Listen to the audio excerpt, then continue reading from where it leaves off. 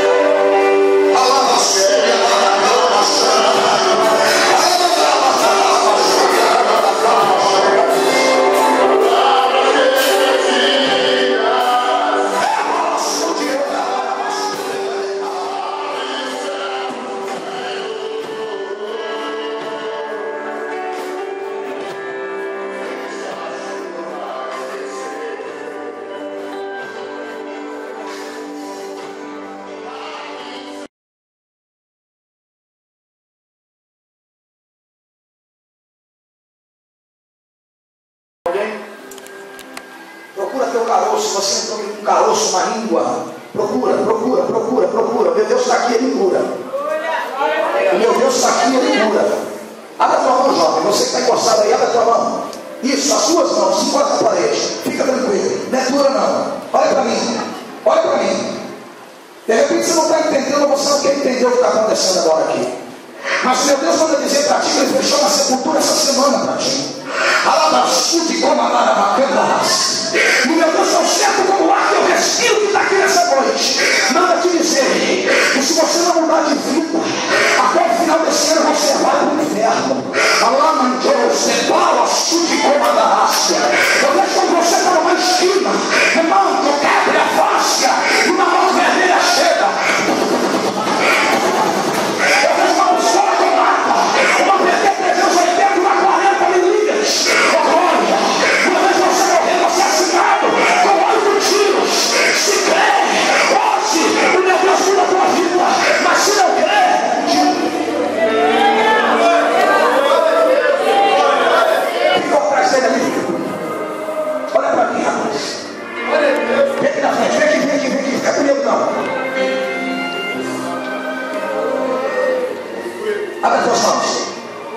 Fica atrás dele.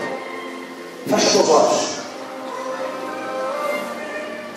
Se o meu Deus está aqui, ele vai tocar em você. Só se eu estou em pecado, ele não está aqui. A igreja acredita nisso?